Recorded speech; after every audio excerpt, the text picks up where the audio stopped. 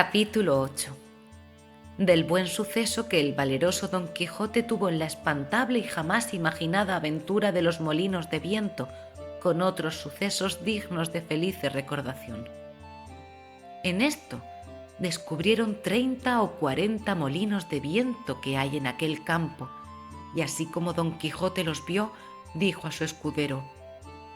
«La aventura va guiando nuestras cosas mejor de lo que acertáramos a desear,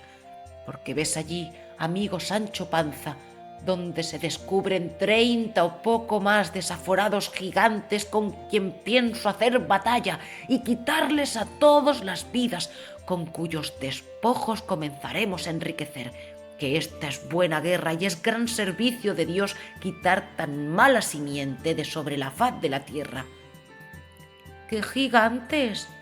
dijo Sancho. «Aquellos que allí ves», respondió su amo, «de los brazos largos que los suelen tener algunos de casi 2 leguas». «Mire vuestra merced», respondió Sancho, «que aquellos que allí se parecen no son gigantes, sino molinos de viento, y lo que en ellos parecen brazos son las aspas, que volteadas del viento hacen andar la piedra del molino». «Bien parece», respondió Don Quijote, «que no estás cursado en esto de las aventuras.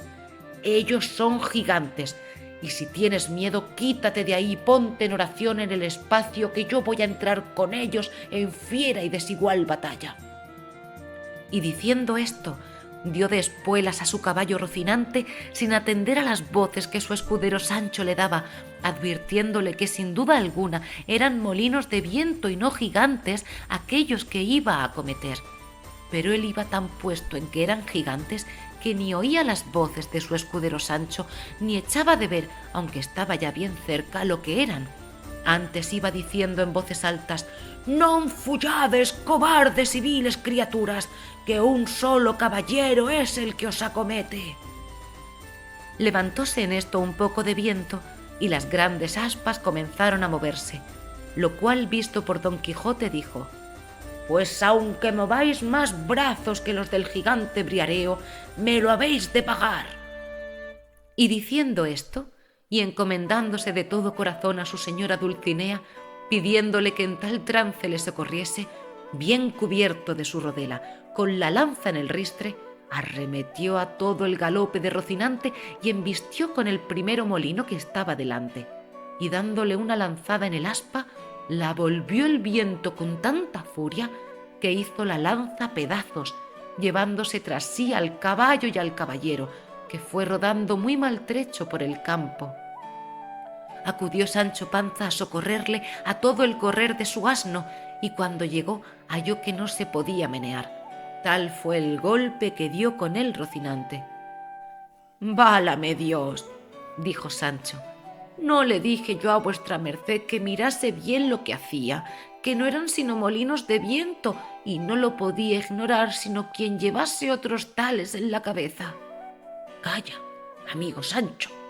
respondió Don Quijote, «que las cosas de la guerra más que otras están sujetas a continua mudanza.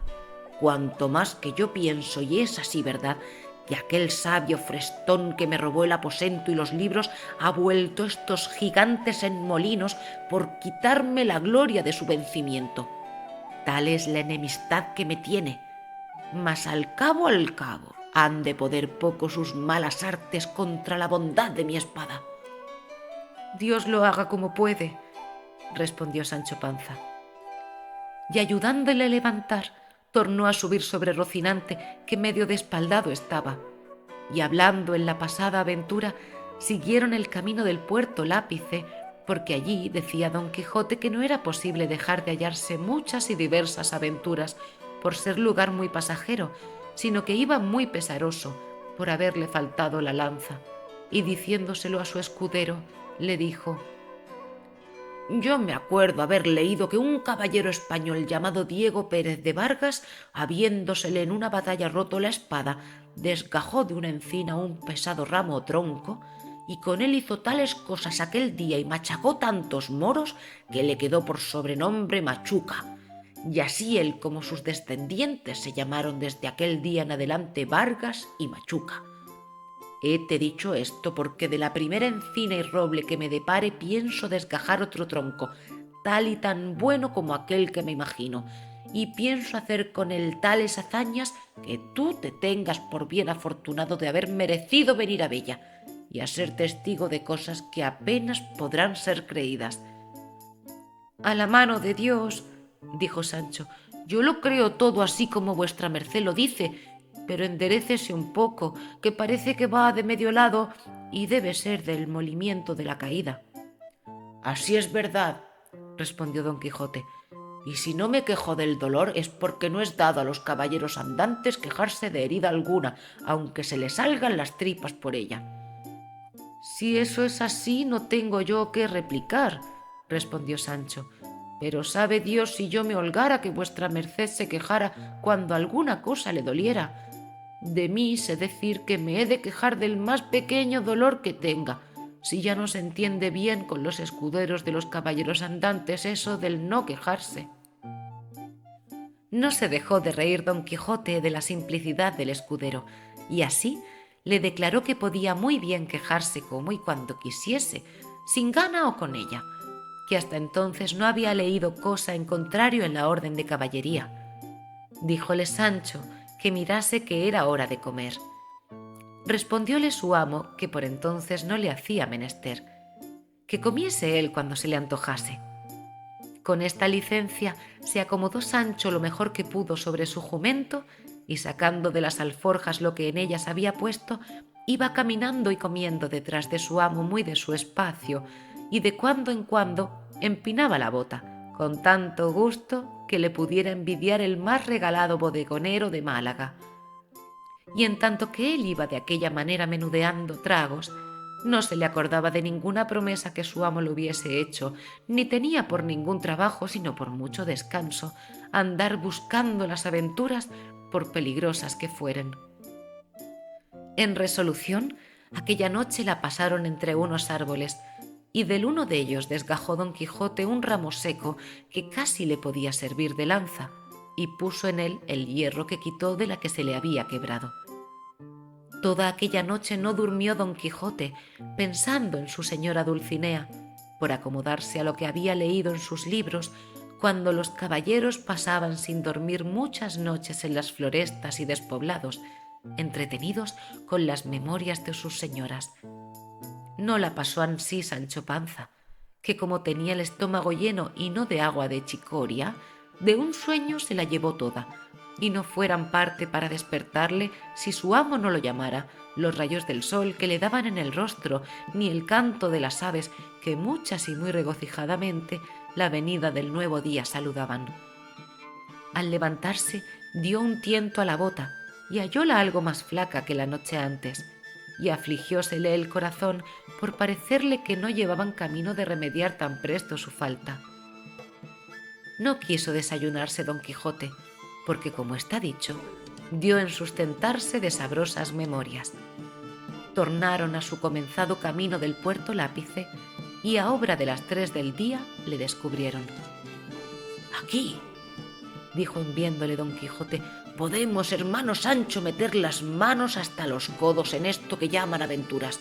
mas advierte que aunque me veas en los mayores peligros del mundo, no has de poner mano a tu espada para defenderme, si ya no vieres que los que me ofenden es canalla y gente baja, que en tal caso bien puedes ayudarme. Pero si fueren caballeros, en ninguna manera te es lícito ni concedido por las leyes de caballería que me ayudes hasta que seas armado caballero». «Por cierto, señor», respondió Sancho, «que vuestra merced sea muy bien obedecido en esto, y más que yo de mío me soy pacífico y enemigo de meterme en ruidos ni pendencias. Bien es verdad que en lo que tocare defender mi persona no tendré mucha cuenta con esas leyes, pues las divinas y humanas permiten que cada uno se defienda de quien quisiera agraviarle». «No digo yo menos», respondió don Quijote, «pero en esto de ayudarme contra caballeros has de tener a raya tus naturales ímpetus».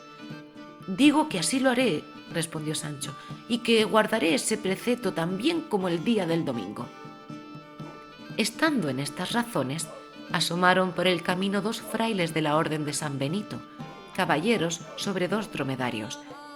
que no eran más que pequeñas 2 mulas en que venían.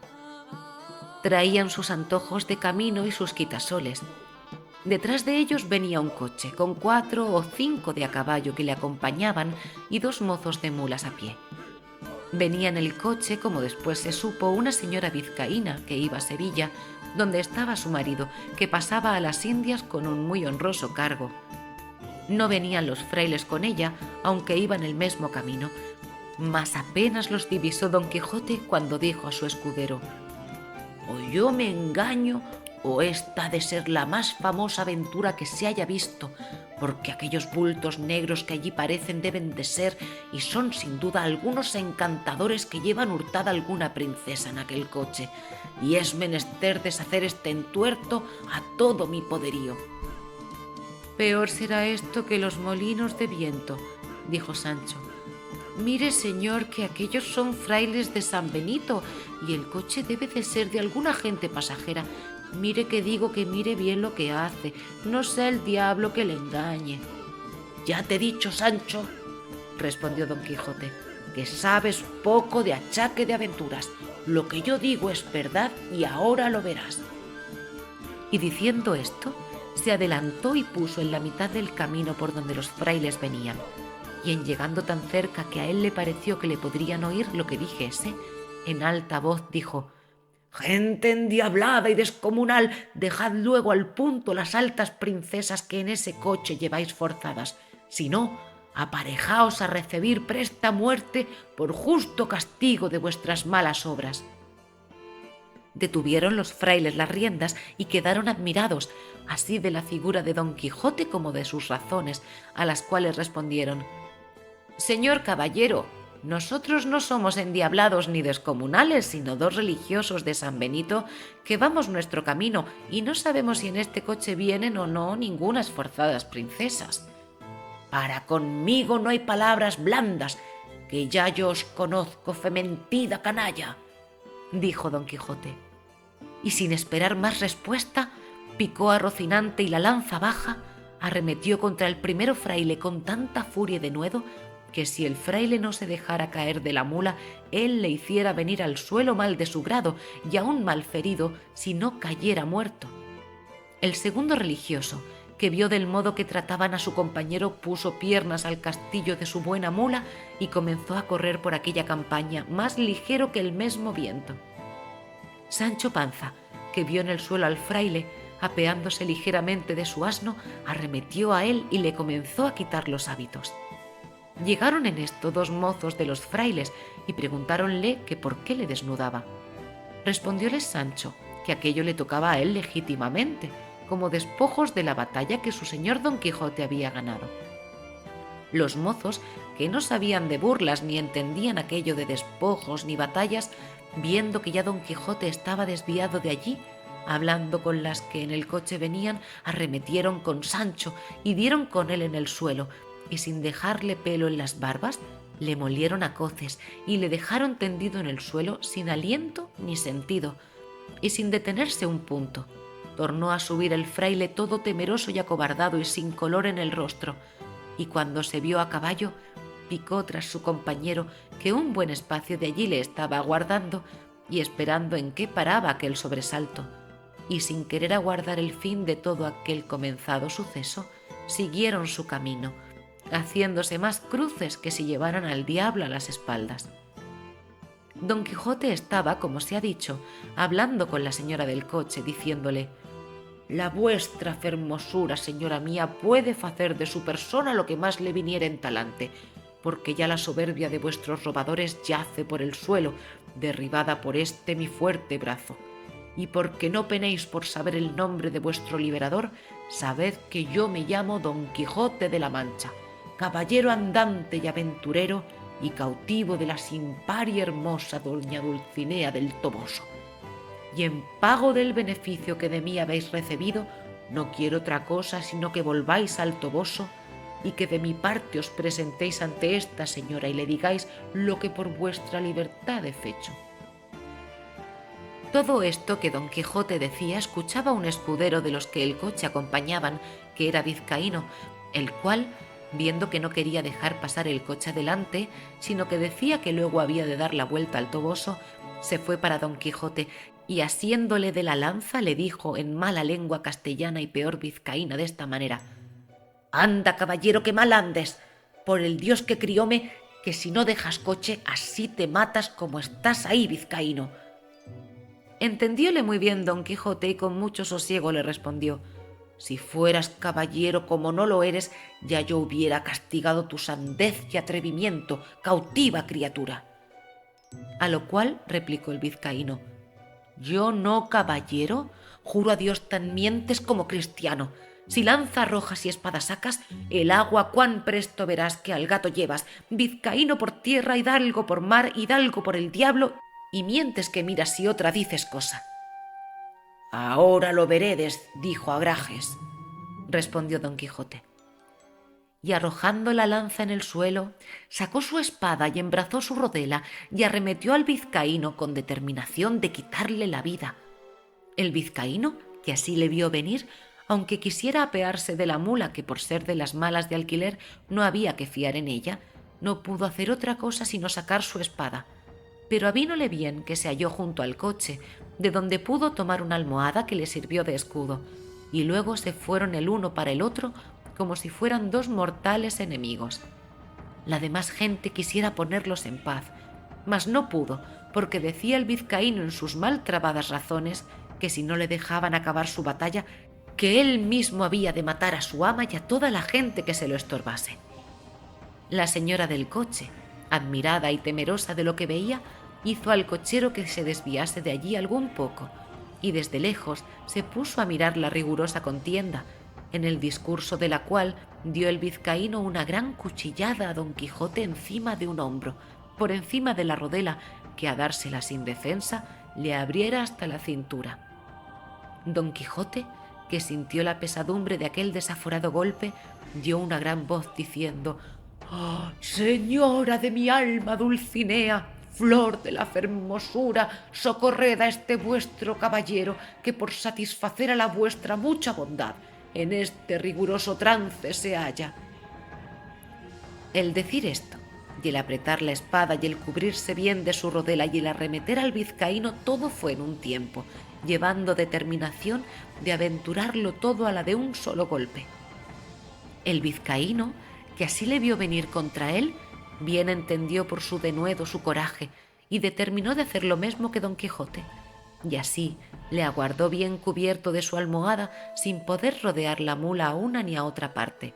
que ya de puro cansada y no hecha a semejante niñerías no podía dar un paso. Venía pues, como se ha dicho, Don Quijote contra el cauto vizcaíno, con la espada en alto, con determinación de abrirle por medio, y el vizcaíno le aguardaba ansimesmo, levantada la espada y aforrado con su almohada, y todos los circunstantes estaban temerosos y colgados de lo que había de suceder de aquellos tamaños golpes con que se amenazaban. Y la señora del coche y las demás criadas suyas estaban haciendo 1000 votos y ofrecimientos a todas las imágenes y casas de devoción de España, porque Dios librase a su escudero y a ellas de aquel tan grande peligro en que se hallaban. Pero está el daño de todo esto, que en este punto y término deja pendiente el autor de esta historia esta batalla, disculpándose que no halló más escrito de estas hazañas de Don Quijote de las que deja referidas. Bien es verdad que el segundo autor de esta obra no quiso creer que tan curiosa historia estuviese entregada a las leyes del olvido, ni que hubiesen sido tan poco curiosos los ingenios de la Mancha que no tuviesen en sus archivos o en sus escritorios algunos papeles que de este famoso caballero tratasen. Y así,